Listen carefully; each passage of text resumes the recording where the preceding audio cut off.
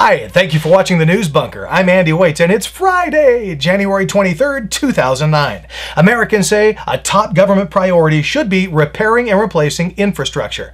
It's a major concern for 94% of us, Democrats and Republicans alike. An average 81% are willing to pony up 1% more in taxes to get the job done. That's 87% of bleeding heart Democrats and 74% of stingy Republicans.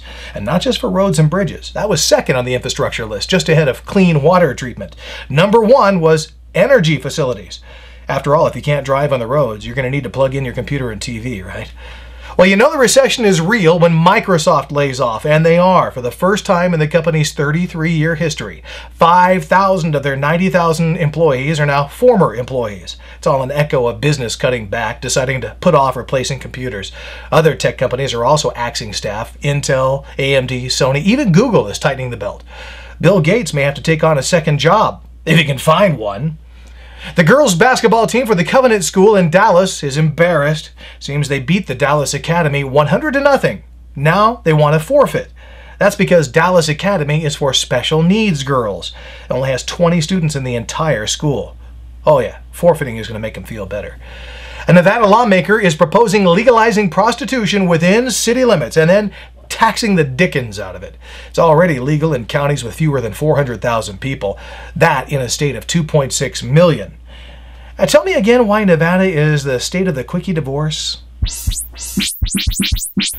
Now a look at newspapers from around the world and across America. First, the New York Times. Well, there's Secretary of State Clinton. Man, she hates the limelight, doesn't she? A former Guantanamo detainee has become chief of Al-Qaeda in Yemen. Good thing those guys aren't dangerous. And remember that fabulous music at the inaugural? Yitzhak Perlman, Yo-Yo Ma, and those two people no one knows? Well, it turns out the music was canned. It was too cold to risk breaking off a finger. In the LA Times, Gaza in flames. Now there are disagreements over their disagreement. Go figure. And Obama sets new rules in the war on terror. I hope the terrorists sign off on their copy, especially that new guy from Guantanamo in Yemen. What about a more laid-back place? The Garden Island has been serving Kauai since 1902. Let's see, a motorcyclist is hurt. $4.2 billion transportation plan. Land sale dispute. Oh, no snorkeling in that amazing surf. Look at that wave. And a guy hit by a truck on the beach is going to be okay. See, it's against the law to operate a motor vehicle in Hawaiian beaches, despite the picture. Hey, no Obama anywhere. President Obama loves his BlackBerry, so much so he plans to keep it in his hands despite dire security warnings. You may wonder, well, what's the big deal? Well, hackers may gain access to sensitive information the president is transmitting. And although his phone could be secured, he might communicate with someone whose phone isn't encrypted, or they may lose their phone. Hackers can turn a BlackBerry into an eavesdropping device, and it can be a homing device. You can locate the president to within like 5 feet. It's a coup for BlackBerry, though, having a president so in love with their product.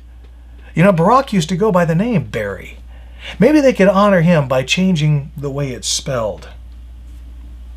And now some comments on your comments. Pastime Fabrics writes, I'm glad you're still doing the News Bunker. I really enjoy it. You must have come from a good family to have ethics like that. Aw, shucks, Pastime Fabrics. I appreciate you saying that. A good family, well, funny you should say that. It's complicated.